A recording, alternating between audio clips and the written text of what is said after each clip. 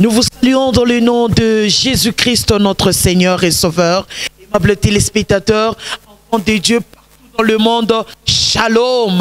Nous, c'est la communauté Arche de la gloire de l'Éternel.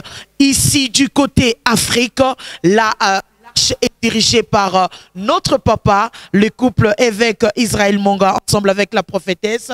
Papa, Shalom. Shalom, maman.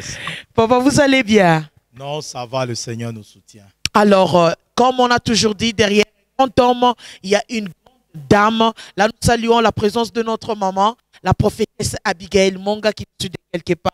Et surtout, elle prépare une grande convention de maman. Ça va chauffer au bâtiment du 30 juin. Aimables téléspectateurs, toujours avec ces grands thèmes. Waouh, papa, parlons un peu de ces serviteurs de Dieu qui nous appellent de partout dans le monde, qui sont vraiment touchés à travers le message. Une salutation. Je vais dire à tous les hommes de Dieu, soyez bénis dans le nom de Jésus. Amen. Tous ceux-là qui nous suivent de loin, Kindu, Équateur, partout. Cameroun, bénis, Gabon. C'est là qui apprécient cette émission. Gloire à Dieu. Dieu vous bénisse au nom de Jésus. Waouh. Toujours avec notre grand thème qui dit le détournement de la destinée par la puissance de la malédiction. Papa, quel développement. Amen. Waouh. Alors, aujourd'hui, on va commencer au niveau du sang. Au niveau du sang, oui. Amen. Dans le sang, il y a une voix qui parle. Il y a une voix. Un petit rappel par rapport à votre intervention. Merci, maman. Merci. C'est là que nous suivons. Soyez bénis. Alléluia. Comme on l'a toujours dit dans cette émission. Oui. Prends ton cahier, ta Bible, parce que nous voulons étudier la parole de Dieu. Alléluia. Alléluia. Chose, donner encore le thème, les détournements de la destinée par la puissance de la malédiction. Wow. Comme je l'ai dit, nous sommes en train de développer le principe actif que nous devons appliquer pour permettre à la destinée ou au destin de quelqu'un d'être restauré.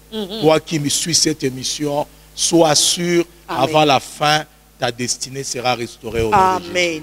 Amen. La destinée de tes enfants sera restaurée. Alléluia. Alléluia. Ta maison sera restaurée au nom de Jésus. Amen. Ainsi, maman, si nous avons développé plusieurs textes, j'aimerais d'abord que nous lisions le texte de base.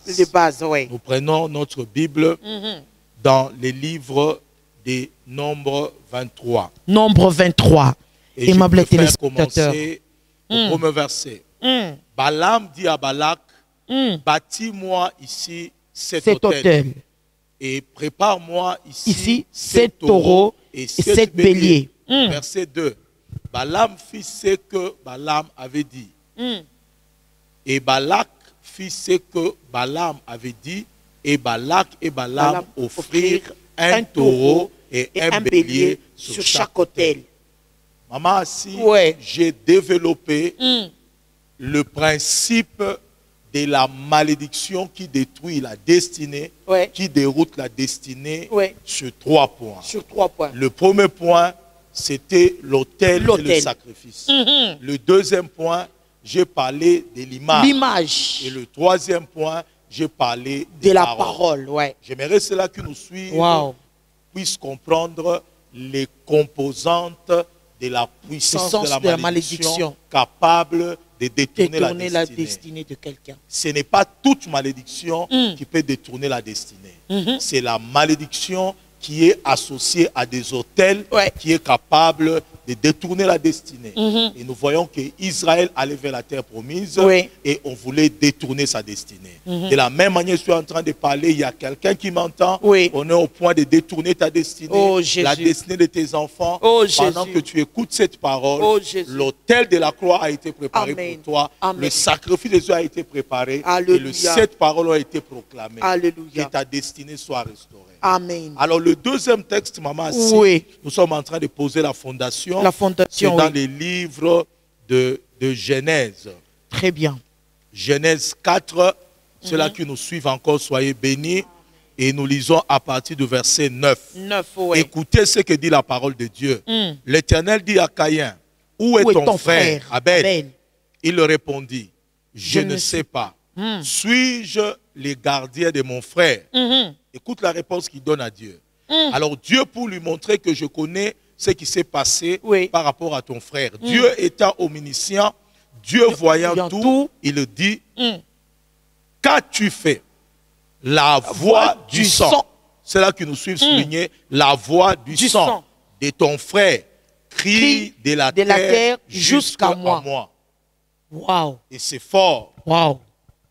Et si je peux ajouter le verset 11 qui dit, maintenant tu seras maudit de la terre qui a ouvert la bouche pour recevoir de ta main le sang de ton frère. Et tu vois, lorsqu'on a tué Caïn, Abel, Dieu n'a pas eu l'information parce que quelqu'un lui a dit. Dieu n'a pas eu l'information, maman, parce qu'un ange a parlé, mais Dieu a entendu la voix du sang. Ça signifie chaque sang a une voix. Et c'est pourquoi, si nous prenons les trois composants de l'autel, et plutôt de la malédiction, il y a l'autel, il y a l'image, et puis il y a la parole. Et si nous prenons l'autel, l'autel est associé à des sacrifices. Ça signifie, ces sacrifices-là, c'est d'habitude les sacrifices de sang. Ça signifie que lorsqu'on met un sacrifice de sang, ça peut être le sacrifice de l'animal, ça peut être le sacrifice humain. Et dans ce cas, je parle de fortes malédictions qui engagent des sacrifices humains. Là où on tue quelqu'un et on met l'autel, on tue quelqu'un, on utilise cette force-là pour détruire ta vie, détruire ton mariage, détruire tes études, détruire ton travail. Alors, qu'est-ce qui se passe, Massi, lorsqu'on met le sacrifice et on immole le sacrifice, et que le sang coule, ce sang-là a une voix. Et cette voix-là peut être contre, et cette voix-là peut être pour. Expliquez-vous, papa. Dans le cas de la malédiction, cette voix-là est contre. Par exemple. Ça signifie en d'autres termes, lorsque tu as cette malédiction-là, toi-même tu peux souffrir à cause de la malédiction, tu meurs. Par exemple, si c'était la malédiction contre le mariage, on dit que dans la famille, on a bâti mais ils ont bâti un hôtel, ils ont mis le sacrifice. Et le sang qui a coulé commence à parler contre notre mariage. Lorsque tu auras des enfants, chaque fois qu'il y aura un fiancé qui viendra, cette voix-là parlera contre le mariage. Or, maman, derrière chaque voix, il y a un esprit. Lorsqu'on fait un sacrifice, la voix qui parle, derrière la voix, il y a un esprit. C'est cet esprit-là qui va vers le fiancé, qui dit au fiancé, ce n'est pas une femme que tu dois épouser. Je me rappellerai d'un homme, maman, qui est allé fiancer une femme. Et les gens lui ont dit que dans cette famille-là, on n'épouse pas. Est-ce que tu sais qu'il y a des familles là où on conseille les gens de Oui. Kuna baba kate. Exactement. Kuna basaba sikitoko mais baba la kande te. Exactement. Et l'homme a persisté, ce qui n'était pas mauvais. Il était persévérant, il avait la foi, mais ne connaissait pas les principes. Lorsqu'il est allé, et réellement, la fille l'a accepté, ils ont commencé à vivre. La première semaine, la deuxième semaine, l'homme a commencé à rêver quelqu'un qui lui disait, ne prends pas ma femme. Et il rentrait dire à la fille, est-ce que tu es marié? Il dit, je ne suis pas marié. Mon Dieu. C'est quelqu'un qui disait, ne prends pas ma femme. Et la troisième semaine, comme il persistait, la nuit, il commençait à être fouetté. On l'a tellement fouetté que la fille n'a plus jamais revu cet homme-là. Ça signifie en d'autres termes, il y avait une voix, et derrière la voix, il y a un esprit qui détruit le mariage. Et c'est pourquoi je vais dire à ceux-là qui nous suivent, s'il y a un hôtel qui a été bâti, Jésus. Il y a la voix du sang qui crie contre toi. Je l'ai démontré la fois passée. Jésus aussi est mort. Il a été mis sous l'autel de la croix. Et à la croix de Golgotha, son sang a coulé. Alléluia. Et c'est pourquoi Hébreu dit, son sang a crié plus que le sang d'Abel. Si le sang de tes ancêtres t'ont maudit, mais le sang de Jésus te justifie. Alléluia. Et c'est pourquoi il est important de saisir la justification au travers le sang de Jésus. Parce que le sang de Jésus parle aussi. Ça parle à notre faveur. C'est pourquoi j'ai dit, il y a des sangs qui parlent contre il y a aussi le sang qui parle pour. Que la journée d'aujourd'hui, alléluia, le sang de Jésus parle pour ton mariage. Amen. Le sang de Jésus parle pour ton travail. Amen. Toi qui avais des problèmes dans ton ménage. Amen. Que le sang de Jésus parle et qu'il n'y aura pas de divorce. Amen. Dans le nom puissant. Au nom puissant de Jésus-Christ. Ainsi, maman, oui. Il est important de maîtriser ces signes-là. Nous avons parlé des signes qui permettent de découvrir lorsque la destinée de quelqu'un est détournée. Oui. Et c'est important. Je l'ai expliqué en disant, personne ne peut voir les microbes de la malaria avec ses yeux. Les microbes sont invisibles. Mais tu peux souffrir de la malaria. Comment un médecin peut découvrir que tu as la malaria? Il ne va pas ouvrir ses yeux pour regarder les microbes dans ton sang. À moins qu'il utilise dans les laboratoires les microscopes. Les microbes ne sont pas vus avec l'œil comme ça. Et ce qui fait que ce qu'on ne voit pas, c'est ce qui peut nous tuer. Les esprits, on ne le voit pas. Mais ils font du mal. Ils détruisent les vies des gens. La malédiction, tu ne la vois pas. Mais elle bloque les finances. Elle bloque la maternité. On le reconnaît par des signes. C'est pourquoi le premier signe du détournement d'une destinée au travers de la malédiction, j'ai parlé de fournir beaucoup d'efforts qui sortent toujours à des échecs. Oh Jésus. Quelqu'un qui fournit beaucoup d'efforts, mais à la fin il échoue déjà. Il échoue. Ou s'il n'échoue pas, il doit suer pour voir des résultats. Jésus. Et parfois ce sont des résultats maigres. Des résultats qui ne sont pas meilleurs. Le deuxième signe, j'ai parlé, le fait de rêver constamment les lieux de ta naissance. Et revenir toujours dans tes rêves là où tu as grandi. Tu es aux États-Unis, tu es au Canada, tu es en Australie, mais tu continues à rêver toujours là où tu as grandi au village. Oui, au village. Le deuxième signe du détournement de la destinée. Oui. Effectivement, parce que vous parlez de rêve, aimables téléspectateurs, comment comprendre le rêve? Pourquoi le rêve? Maman, pourquoi le rêve? J'aimerais ceux-là qui nous entendent comprennent très bien. Très bien. Nous devons aller du principe qui dit ceci. Tout rêve ou nos rêves, ce sont les langages de l'esprit. Oui. C'est-à-dire? Lorsque quelqu'un rêve, par exemple, qu'on est en train de le poursuivre. Le corps physique dort. Le corps physique ne court pas. Mais tu te vois toi-même en train de fuir. La personne que tu vois dans ton rêve, là, ce n'est pas ton corps physique, mais c'est le corps spirituel. Parce que le corps spirituel ressemble au corps physique. C'est la même chose. C'est la même chose, oui. Et c'est pourquoi chaque fois que tu te vois dans un rêve, ça signifie que celui-là que tu vois, c'est le mouvement de ton esprit. Si tu vois, tu manges. Ça signifie qu'on nourrit ton esprit. Il y a des gens qui rêvent, qui mangent la viande, qui mangent à tout moment. Et lorsqu'ils mangent comme ça, un, leur vie spirituelle est bloquée. Deux, ils n'ont plus la force de lire la Bible. Trois, ils n'arrivent pas à prier. L'effet seulement de rêver qu'ils mangent. Ça bloque sa vie de prière. Ça bloque sa vie de consécration. C'est pourquoi le rêve, c'est un langage de l'esprit. Or, lorsqu'ils bâtissent les autels, ils représentent nos images sur les autels. Et ces images incarnent notre esprit. Parce qu'il y a toujours une relation entre les images et les esprits. Les esprits sont attirés par les images qui leur sont similaires. Ça signifie, si on prend ta photo, on peut captiver ton esprit. Ton esprit facilement. Et lorsqu'on captive ton esprit, on le met dans une prison. On le met dans un cachot. Comment tu vas découvrir que tu es dans le cachot? Comment? Comme l'esprit s'exprime par le rêve, par les visions. Tu verras un rêve. C'est pourquoi rêver, c'est le langage de l'état de ton esprit. C'est pourquoi celui qui rêve qu'il rentre au village, c'est lui qui rêve là où il a grandi constamment. Je le dis bien, constamment. Tu peux rêver par hasard, peut-être c'est rien. Tu as été au village, tu rêves. Mais si le rêve rentre à plusieurs reprises, il y a un message que le Saint-Esprit veut te donner. Et c'est comme ça que plusieurs personnes ont des rêves qui se répètent. Ça signifie que c'est l'état de leur esprit qui est emprisonné quelque part. Et c'est là que j'ai expliqué, il est important de comprendre cela. Quelqu'un dont la destinée a été détournée, l'esprit a été mis sous l'autel, il est prisonnier quelque part. le Seigneur donne des signes. Donne toujours des signes. Il ne faut jamais négliger les rêves. Quelqu'un peut rêver, par exemple, on l'a empoignardé. Oui. On ne l'a pas fait physiquement, mais on l'a fait spirituellement. Oui. Et là, j'aimerais encore dire à ceux-là qui nous suivent, en donnant un autre principe, on ne peut pas te tuer physiquement si on ne te tue pas spirituellement.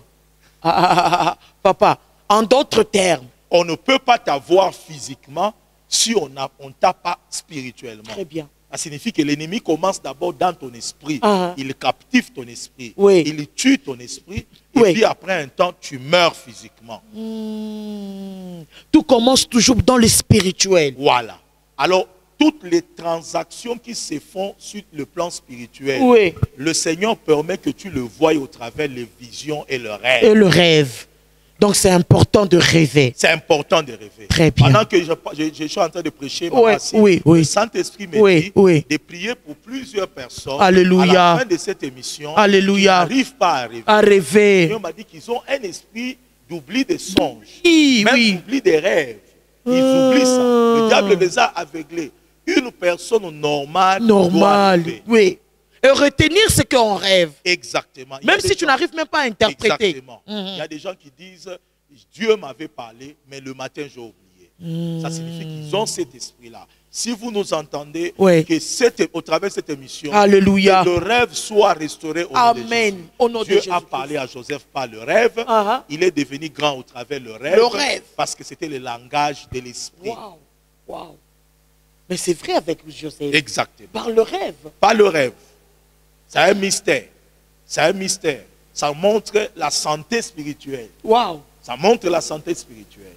Et c'est pourquoi nous avons insisté sur ces points-là. Ceux-là qui nous entendent, vous faites des rêves pareils, recevez la délivrance dans vos vies, dans le nom puissant de Jésus, que votre destinée soit restaurée dans le nom puissant de Jésus. Au nom puissant de Jésus-Christ. Ainsi, nous avons, aujourd'hui, nous abordons, maman, si le troisième point. Le troisième point, Quel est le troisième point? C'est quoi? Le troisième point, c'est d'entendre de voix étranges. Entendre de voix étranges. Oui. Expliquez-vous avec. Ça signifie qu'il y a des fois, tu peux, par exemple, dormir. Tu veux dormir, tu entends quelqu'un qui t'appelle assis. Assis. Et puis tu sursautes et quelqu'un m'a appelé. Tu peux même demander à ton entourage, quelqu'un m'a appelé, mais personne ne t'a appelé. Mais tu as entendu une voix à l'intérieur de toi. Même un enfant, maman, tu m'as appelé, mais aussi longtemps tu n'avais même pas appelé ton enfant. Mais il dit que non, maman, tu m'as appelé. Exactement. Et d'autres même, pendant leur sommeil, ils entendent de voix leur parler. Et ces choses-là sont des signes indicateurs du détournement de la destinée. Mais papa, lorsque vous parlez d'entendre le voix, mais même le prophète aussi entend aussi le voix. Même des serviteurs de Dieu aussi entendent de voix. Mais comment faire cette différence-là? La première chose que j'ai à dire, il faut d'abord que nous allions d'un principe. Qui nous parle? Qui nous parle? Nous entendons qui? Tout commence au niveau de l'autel. D'où vient la voix sur l'autel? La voix vient du sang. La voix du sang. Derrière la voix du sang, il y a l'esprit qui a été sacrifié. On tue la personne physiquement. Son esprit commence à parler au travers le sang. Son esprit commence à parler au travers le sang.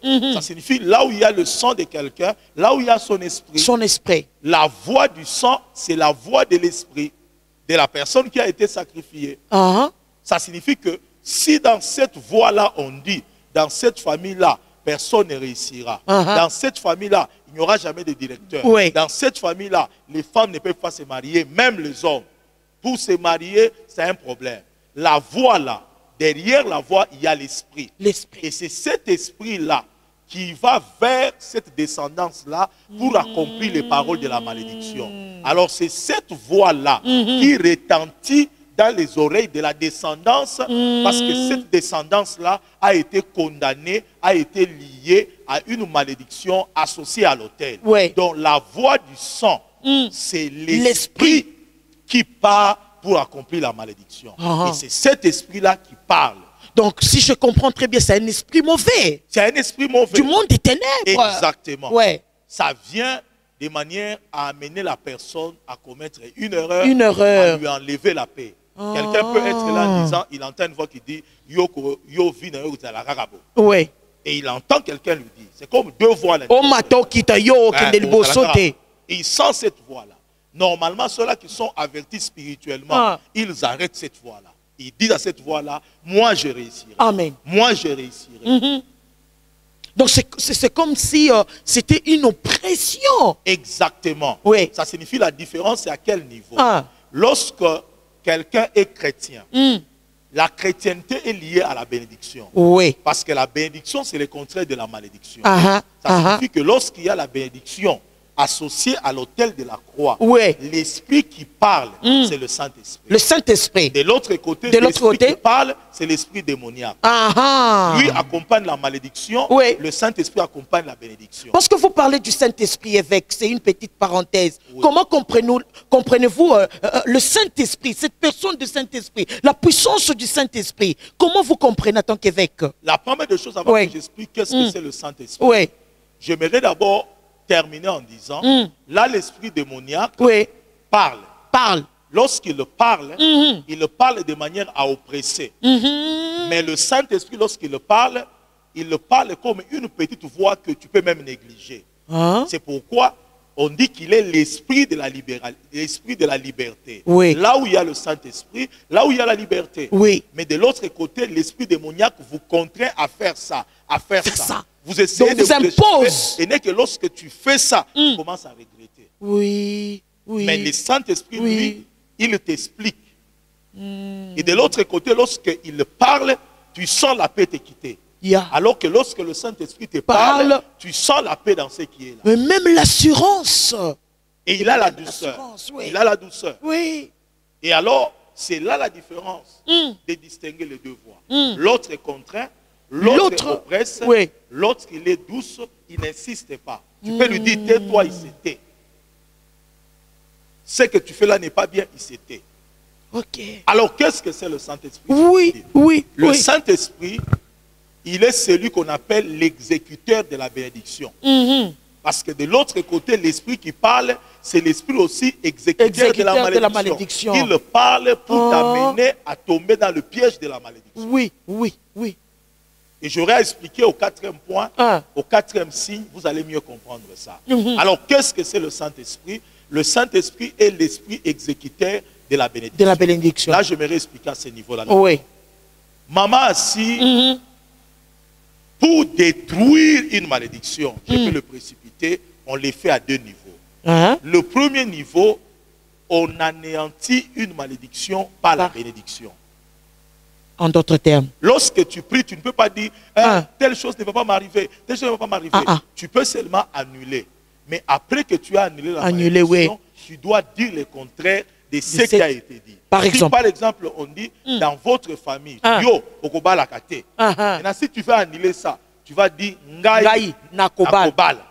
La différence, c'est que toi, tu vas dire seulement que la malédiction qui tombait sur moi est tombée sur Jésus. Jésus s'est fait pauvre pour que moi je sois riche. Alléluia. Amen. Amen.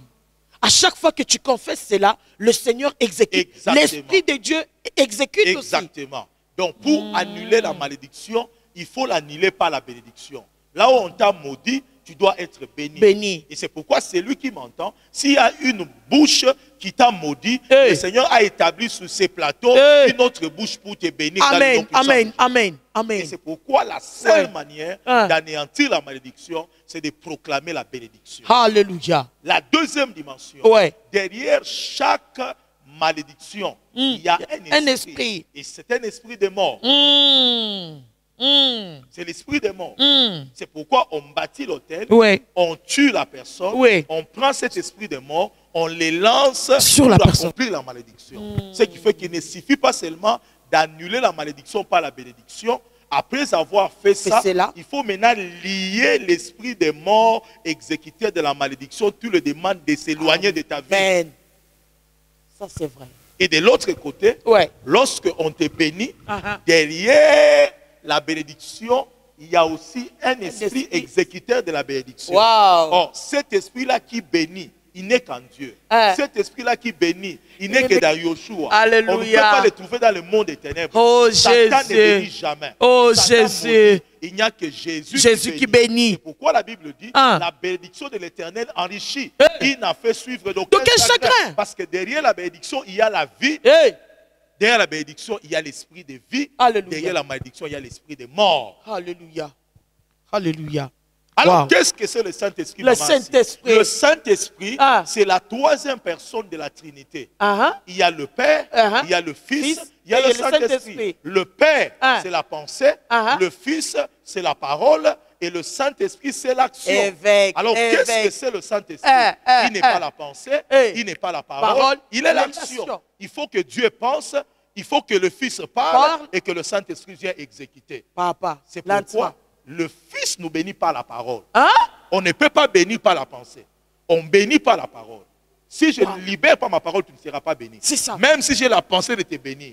C'est pourquoi Isaac a béni Jacob. Il a libéré la parole. Jacob a béni les 12 patriarches. Ça signifie que ce n'est pas la parole. La bénédiction est là. Mais ce n'est pas le Saint-Esprit que la bénédiction s'exécute. Exactement. Wow. Et les lieux de l'exécution de la bénédiction, c'est la croix.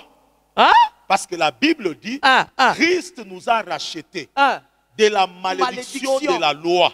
Selon qu'il est écrit, maudit soit celui qui est pendu au bois, afin que la bénédiction d'Abraham ait son accomplissement dans la vie de nous qui sommes des païens. Ça signifie que là où on t'a maudit, Christ t'a racheté.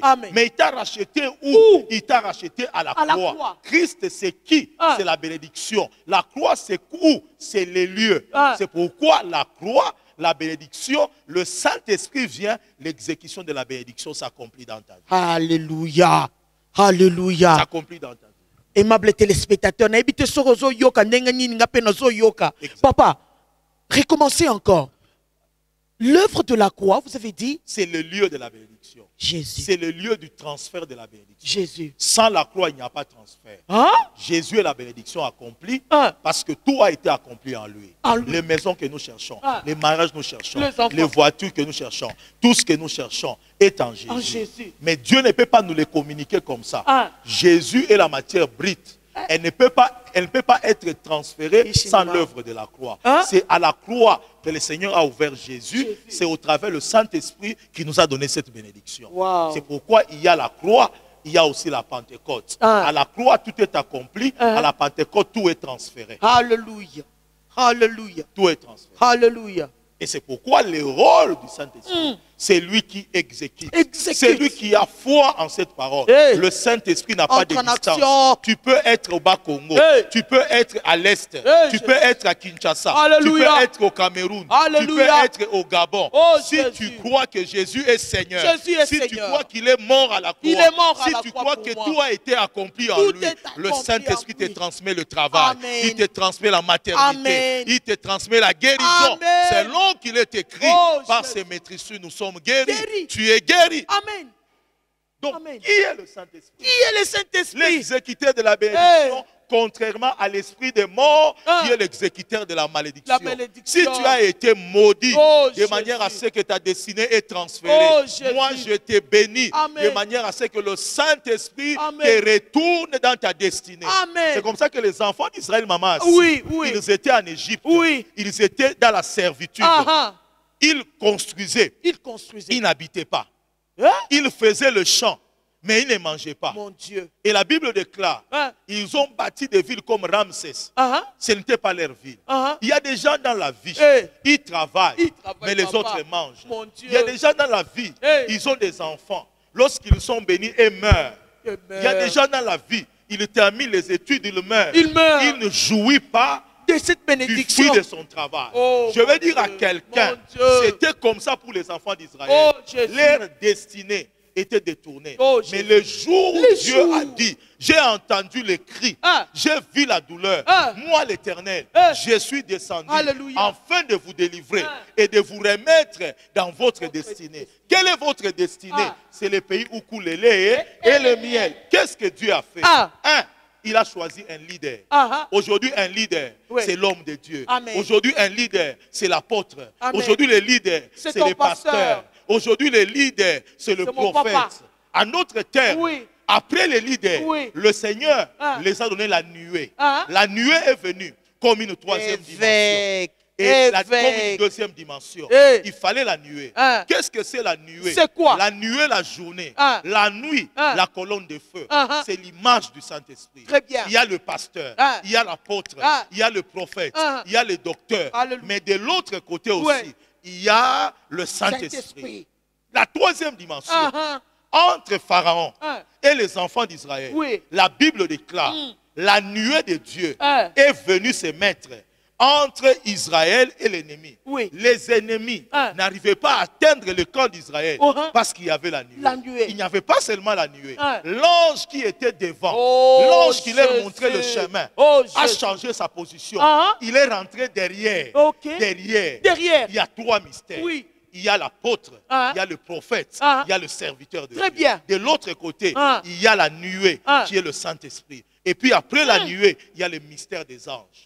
Le trois dimensions, l'ange, le Saint-Esprit, le serviteur, travaillent ensemble pour que Israël marche et entre dans sa destinée. Aujourd'hui, ce n'est pas Israël. Aujourd'hui, c'est le Congo. Aujourd'hui, c'est lui qui nous entend. Aujourd'hui, c'est notre nation. Il a besoin des serviteurs de Dieu. C'est pourquoi il ne faut pas les insulter. Il ne faut pas les mépriser. Ils font partie de la stratégie de Dieu pour que tu entres dans ta destinée. La stratégie de Dieu. Il y a l'exécuteur. La journée devient comme celui qui vous rafraîchit.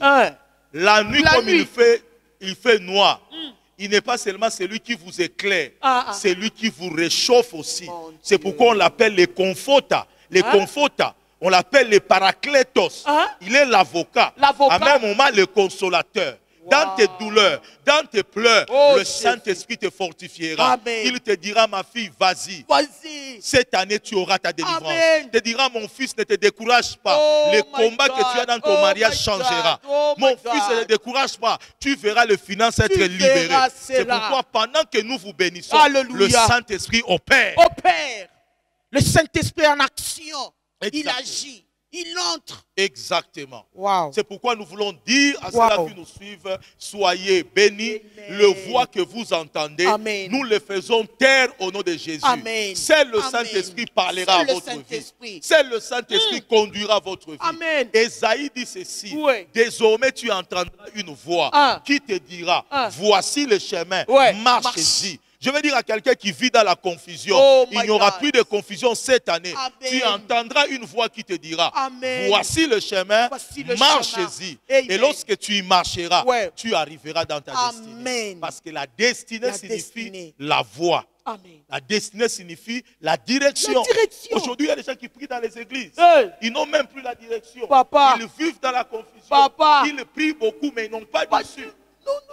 On n'a pas d'évolution. À quotidien jusqu'à Kotilissa, mais pas de réponse. Exactement. Il y a même d'autres, ils ont 4 et 5 prophètes. Celui qui vient manger le matin, il te dit, celui qui vient manger le soir, il dit, donc, au juste, c'est quoi? Catastrophe, sans direction. Sans direction. Je veux dire à quelqu'un qui m'entend, même si aujourd'hui on peut te prophétiser, ce n'est qu'une confirmation d'une direction interne que tu n'as pas bien perçue. Très bien. Tu n'as pas bien saisi. C'est une confirmation. Très bien. Chaque enfant de Dieu doit avoir une communion parfaite. Avec le Saint-Esprit. Une relation intime avec le Saint-Esprit. Exactement. Et c'est pourquoi nous ne voulons pas nous écarter de notre sujet. Le quatrième point ou le quatrième pilier, faire un mauvais choix. Comment ça? Les gens qui sont sous les mauvaises malédictions, qui sont sous les malédictions qui détournent leur destinée, font des mauvais choix. Parce que le choix que tu fais détermine ta destinée. Ta destinée. La Bible dit, j'ai mis au devant de toi 2 chemins, la mort et la vie. Et la vie. Choisis la vie. Dieu n'a pas dit que j'ai mis, il dit choisis la vie. Ça signifie que il y a des gens qui font des mauvais choix. Des mauvais choix. Tu vas rencontrer quelqu'un, lui, il n'a que des mauvais amis. Il a déjà divorcé 3 fois. Toujours des mauvais choix. Lui aime toujours des gens qui ont un mauvais état d'âme. Mon Dieu.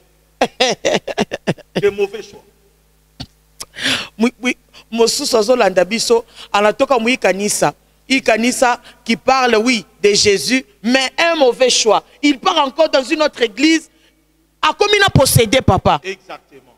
Mauvais choix. Parce que la malédiction peut amener quelqu'un à faire un mauvais choix par rapport à son travail, par rapport à la faculté qu'il doit étudier, par rapport au mariage. Même son église. Et beaucoup de personnes tombent dans le mariage. C'est catastrophique.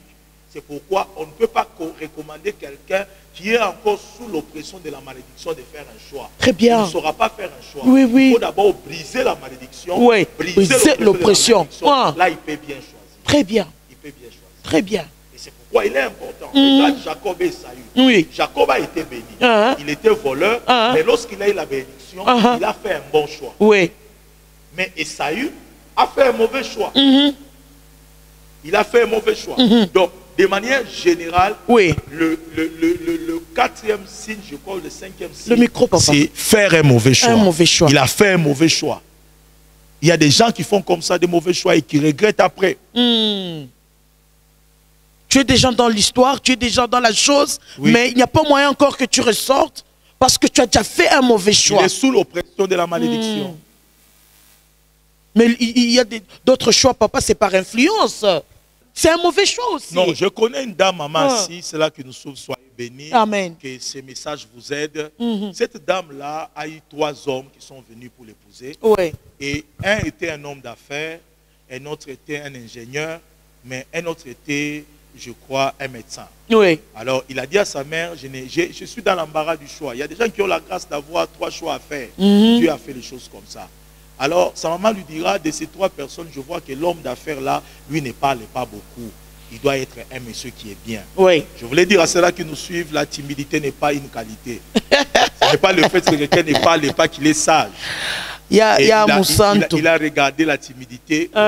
La dame dit, lorsqu'ils ont fait le mariage civil, le mariage religieux, ils sentaient toujours à l'intérieur quelque chose qui faisait en sorte qu'il n'était pas sûr. Cette voix-là à l'intérieur, là, elle doutait, mais malgré ça, il a écouté les conseils de sa mère. Je ne dis pas que ce que les parents disent, ce n'est pas bon. Mais je veux dire, au-delà de ce que les parents disent, Dieu connaît toutes choses. Amen. Les parents nous conseillent, ils donnent des bons conseils, ils orientent, ça va. Mais les parents aussi sont limités dans certaines dimensions, surtout spirituelles. Oui, oui. Et c'est comme ça que il a fait ses choix. Mais après le mariage, l'homme était déjà marié quelque part dans un autre pays. Mais il est venu seulement faire un mariage bidon pour sacrifier la personne. Jésus. Et c'est comme ça qu'ils ont commencé à vivre. Ils ont eu un enfant. Et pendant qu'ils ont eu cet enfant-là, l'homme est parti en voyage. Il a mis le poison dans la nourriture. Et il a acheté pour sa femme un takeaway quelque part, un hamburger. Il a mis le poison. Et pendant qu'il s'est déplacé, il a appelé la femme en disant, je t'ai fait une surprise là d'hamburger. Tu n'as pas encore mangé ça. La dame dira que non, non, je vais manger après le travail. Mais finalement, il s'est rendu compte que plus l'homme partait en voyage, il insistait pour qu'il mange. Et puis il dit, il m'a appelé 3 fois simplement pour que je mange l'hamburger. Est-ce que l'Ikamboezali, finalement, il apprend l'hamburger, il voulait manger, le cœur était lourd, il a donné ça au chien. Et lorsque le chien a mangé l'hamburger, elle avait mangé seulement une petite partie, elle a commencé à avoir des palpitations.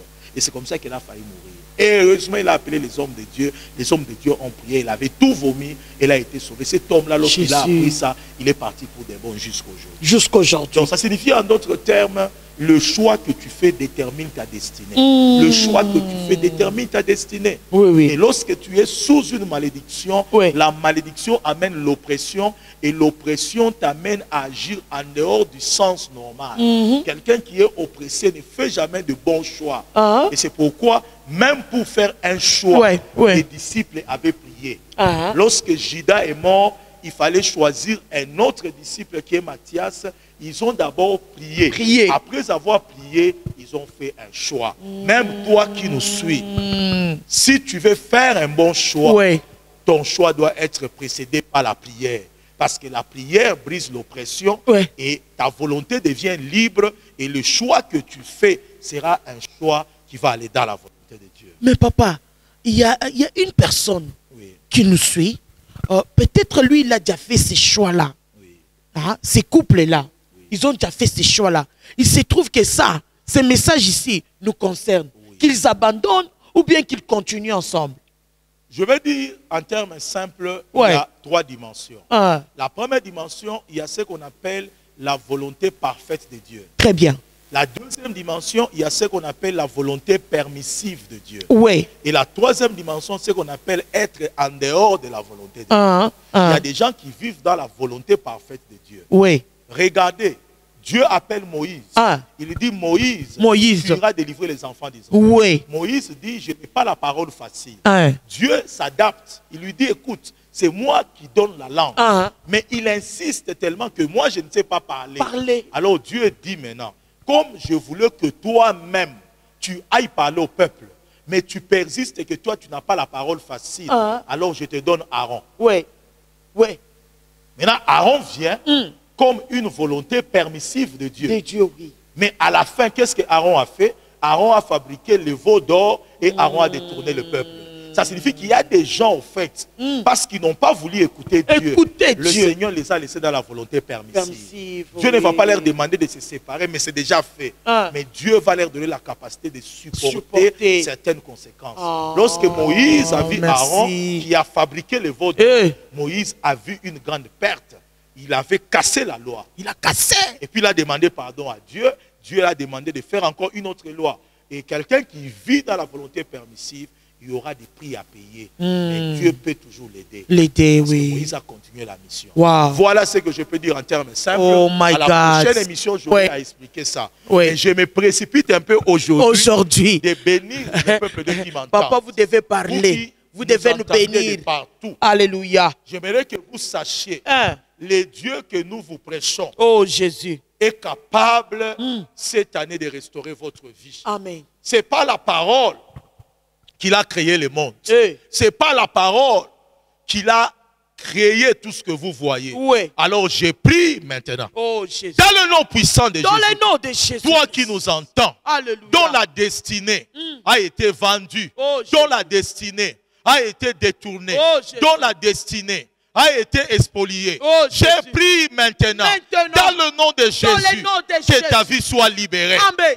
Toi qui entends des voix impossibles, toi qui es sous la malédiction, je déclare au travers l'autel de la croix, toute malédiction est brisée dans ta vie au nom de Jésus. Et je dis cette année, tu ne vivras pas la malédiction des autels, la malédiction de ta famille, les cris des sangs démoniaques.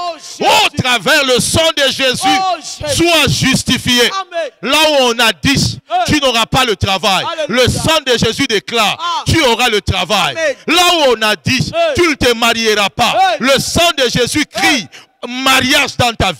Là on t'a dit, tu mourras pauvre. Le sang de Jésus dit, tu seras un homme béni, un homme enrichi. C'est pourquoi la Bible déclare, à cause du sang de l'agneau, nous les avons vaincus. Je proclame la victoire au travers le sang de Jésus par rapport à ton mariage. La victoire au travers le sang de Jésus par rapport à ton travail. La victoire au travers le sang de Jésus par rapport à tes mains. Je vois dans tes mains, on t'a lié. Je vois dans tes mains la braise. Tout ce que tu fais ne marche pas. Je prie maintenant que le sang de Jésus lave ta main. Que la puissance du Saint-Esprit brise les chaînes dans tes mains. Et je déclare maintenant, tout ce que tu toucheras avancera au nom de Jésus. Tout ce que tu saisiras marchera au nom de Jésus. Si l'année passée ça n'a pas marché, cette année tes mains sont bénies, tes mains sont restaurées. Et le main c'est le symbole du travail. Que ton travail soit restauré. Le Dieu qui est capable de briser le chaîne de la malédiction. J'ai prié pour que la puissance du Saint-Esprit, pour que l'onction du Saint-Esprit accomplisse cette année la bénédiction dans ta vie. Que tu sois un homme prospère. Tu sois un homme béni. Tu sois une femme prospère. Tu sois une femme bénie. Dans le nom puissant de Jésus. La malédiction t'a abaissé. Laisse que la bénédiction cette année t'élève au nom de Jésus. Là où on t'a enfermé, je prie pour que les cadenas, les chaînes soient brisées au nom de Jésus. La Bible déclare, Pierre était lié. On l'a mis dans la prison intérieure. Ses mains étaient liées. On l'a enfermé dans une cellule. La Bible déclare, pendant que l'église priait, le Seigneur a envoyé son ange. La Bible dit, l'ange est entré en prison. Il a ouvert les portes. Les chaînes se sont brisées.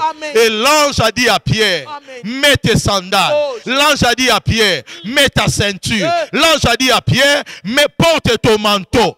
Je vais dire à quelqu'un, dans la prison là où tu as été dépouillé, j'ai dit, mets tes sandales. Dans la prison là où tu as été dépouillé, j'ai dit, mets ta ceinture. Dans la prison là où tu as été dépouillé, j'ai dit, mets ton manteau.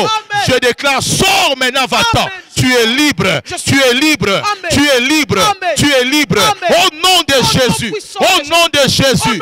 Et je proclame, cette année, en date du mois de janvier, le mois de février, le mois de mars, chaque jour sera un jour de miracle pour toi. Zobe Camilla, abonde ribo shenda, karego sunde. Que Dieu t'élève. Que Dieu te protège. Car la Bible déclare, celui qui est sous l'abri du Très-Haut repose à l'ombre du Tout-Puissant. Je dis à l'Éternel mon refuge, à l'Éternel ma forteresse, le Dieu en qui je me confie. C'est toi qui me délivres du filet des oiseleurs, de la peste et de ses ravages. Je ne craindrai ni la flèche qui vole en plein midi, ni de la contagion qui frappe dans les ténèbres. Cette année, 1000 tomberont à ton côté, 10 000 à ta droite. Tu ne seras jamais atteint. La maladie ne t'atteindra pas. Le sida ne t'atteindra pas. La malédiction ne te touchera pas. Le blocage ne viendra pas. Car il ordonnera à ses anges de te porter des peurs. Tes pieds ne heurtent contre une pierre. Tu marcheras sur les scorpions cette année. Tu fouleras les dragons et rien ne t'atteindra. Là où tu es malade à l'hôpital, sois guéri, sois restauré et que ta vie soit bénie et que la malédiction est tombée. La malédiction héréditaire est tombée. La malédiction qui détourne la destinée est tombée. Et j'implante dans ta vie, dans ta maison, l'étendard de la croix. Sois béni mon frère. Sois béni ma soeur. Sois béni toi qui es malade. Sois béni toi qui fais les affaires. Au nom de Jésus. Et je dis Amen. Oh my God. Oh my God. Yamba parole. Yamba. Jésus est Seigneur. Évêque, merci. Quelle déclaration. Quelle puissance de l'Éternel qui accompagne l'ainsi dit de l'Éternel à travers la bouche de son serviteur. Peuple de Dieu, l'Esprit de Dieu. Bandako tatola, tongo pourquoi? Je ne mourrai pas, je vivrai. Évêque Israël a dit, la malédiction n'a pas de place dans ma vie. Parce que la parole me dit, je suis une bénédiction. Bandako tatolaka. Waouh, papa. Ensemble avec nos téléspectateurs, notre demande est que le Seigneur vous ressource encore. C'est ça.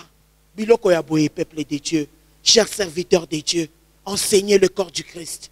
Ils ont besoin de ça. Ce corps du Christ a besoin d'écouter les choses, d'entendre l'ainsi dit l'Éternel. Que le Seigneur Dieu nous bénisse. Nous sommes à Lubumbashi, dans la province du Haut-Katanga, précisément dans notre beau pays, RDC, Congo. Vous voulez atteindre l'homme de Dieu, appelez. Vous voulez le consulter? Il est là. Il est prophète. Sa femme, prophétesse. Donc, l'ainsi dit l'Éternel Ezali. Ezali Coca-Cola ou bien Kotunate. Ah. Que le Seigneur Dieu vous bénisse. Nous, c'est la communauté Arche de la gloire de l'Éternel. Paroisse La Source. Avenue Biaï, tronçon qu'il est la balanda de la Révolution. Chaque mardi, jeudi, nous sommes là à partir de 16h. Les autres viennent nous visiter déjà. Oui. Nous sommes dans notre temple. Ça, c'est notre temple, notre église. Alors, peuple de Dieu, n'hésite pas. Les dimanches, là, nous célébrons le nom de notre Seigneur Jésus-Christ à travers la puissance du Saint-Esprit qui accomplit et qui entre en action. Que le Seigneur Dieu vous soit favorable. Bye bye.